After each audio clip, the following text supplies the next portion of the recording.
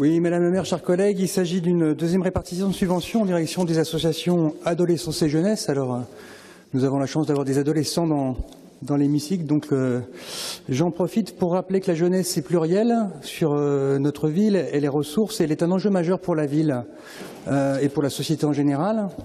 D'où notre responsabilité d'accompagner cette jeunesse à la fois dans notre devoir de protection, mais aussi dans l'accompagnement à l'émancipation des jeunes. C'est dans ce sens que nous avons choisi d'accompagner donc l'engagement des jeunes, la valorisation de leur engagement sur le périmètre nantais, de prendre en compte leurs paroles, davantage leurs paroles notamment dans nos politiques publiques, et puis de lutter contre toutes les formes de discrimination et de réduire les inégalités qui les concernent, qui peuvent être dans l'égalité filles-garçons, mais aussi sur l'accès à un certain nombre de services publics. Donc cette politique s'appuie sur un grand nombre d'associations qui sont, par leur diversité et leurs compétences, un partenaire essentiel pour la ville de Nantes. Donc il s'agit donc dans cette délibération notamment de proposer pour 3 associations adolescence un montant de 9 000 €. Je soulignerai notamment l'action de la compagnie Tatcha Company qui travaille depuis maintenant 3 ans sur des spectacles en direction des adolescents, avec des adolescents, et donc je vous invite à venir les voir le 23 avril prochain, donc à la Maison du 10, sur un spectacle autour des Héraclides, qui sera joué donc avec des adolescents de Chantenay. Vous avez également 8 associations dans le cadre du programme jeunesse pour un montant de 40 610 €. Donc je ne vais pas toutes les citer, comme ma collègue Aïcha Bassal, il y a de nombreuses associations qui sont proposées. Néanmoins, je rappellerai effectivement que l'association Ambition Jeunesse sur le quartier de Malakoff a étendu ses services, notamment sur les vacances, notamment pour l'éveil et l'accompagnement culturel des jeunes du quartier.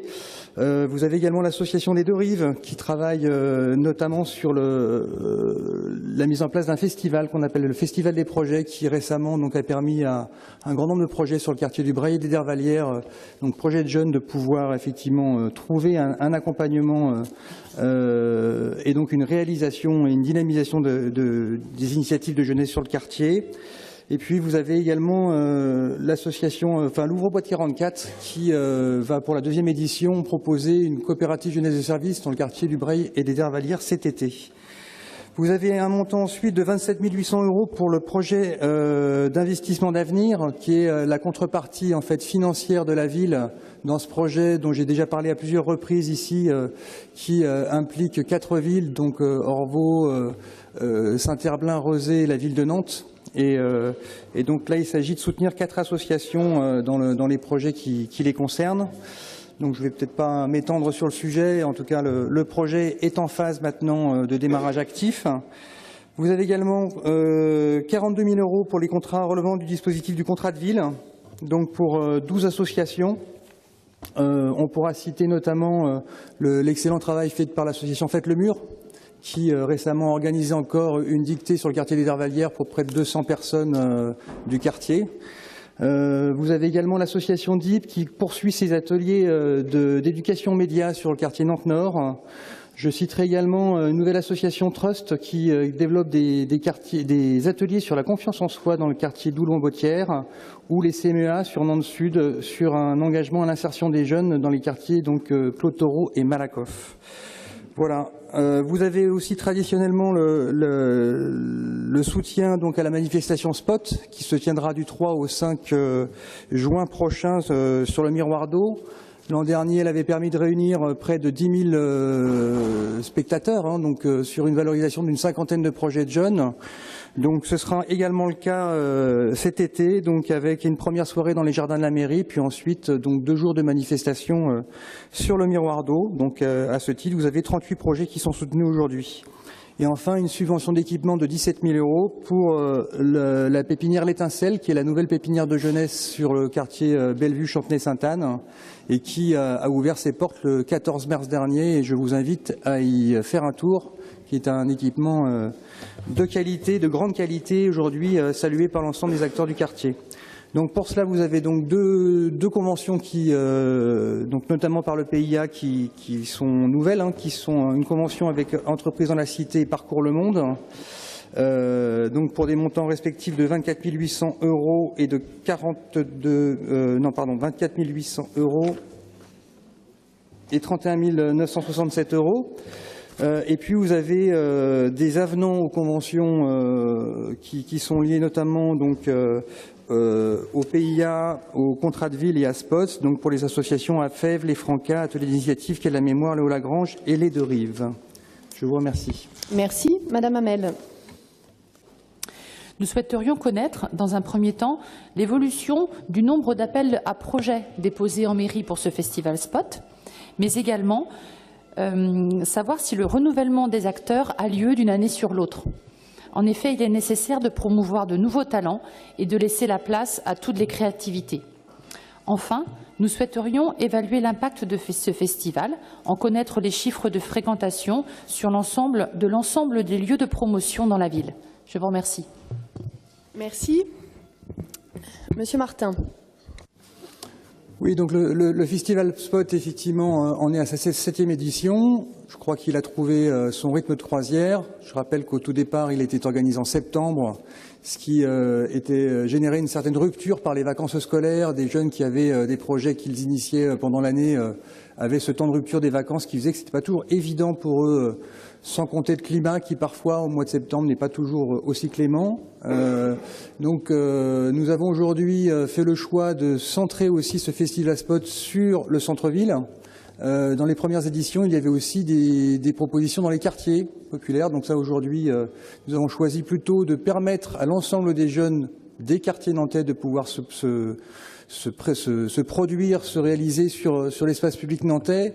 Et on peut dire que depuis maintenant 3 ans, la fréquentation est en nette hausse puisque nous avons, il y a 2 ans, organisé le festival sur l'espace Gralin.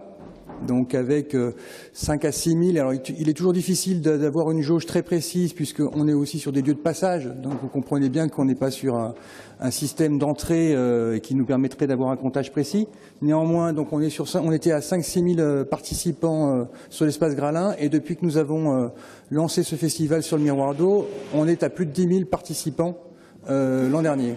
Quant au renouvellement des projets, nous avons plus de 50% chaque année de nouveaux projets qui sont portés par des acteurs de jeunesse qui ne sont pas forcément structurés.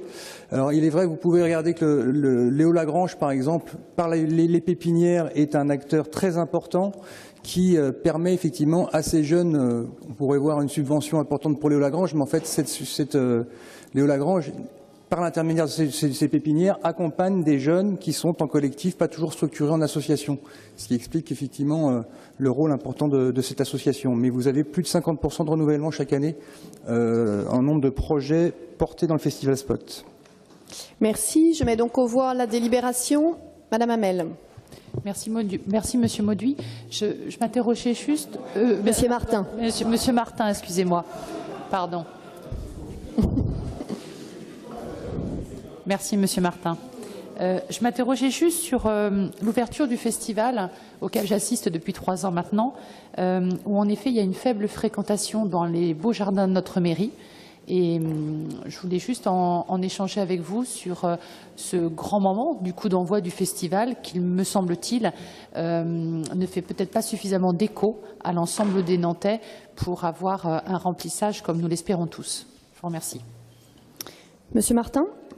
Oui, alors c'est vrai que le festival se décompose en 2 temps. Donc les jardins de la mairie, c'est aussi un moment privilégié, alors qui est évidemment ouvert au public, et la fréquentation est en nette augmentation également. Hein. On a plus de 1500 personnes qui viennent le vendredi soir, alors peut-être plus tard dans la soirée, parce qu'ils s'égrènent. Et en tout cas, la destination de cette soirée, elle est aussi une forme de rassemblement de l'ensemble des festivals, enfin des porteurs de projets et des associations qui les accompagnent. C'est aussi un moment qui est peut-être en moindre visibilité, vous avez raison, mais qui n'est pas forcément destiné, et d'ailleurs les jardins de la mairie ne s'y prêtent pas, on n'a pas non plus une capacité d'affluence comme le Miroir d'eau, mais qui est aussi un moment de reconnaissance des associations qui accompagnent, de l'ensemble de l'équipe technique qui accompagne aussi l'ensemble de ces jeunes aussi de pouvoir se rencontrer entre eux. C'est aussi un moment qui a sa particularité dans le festival.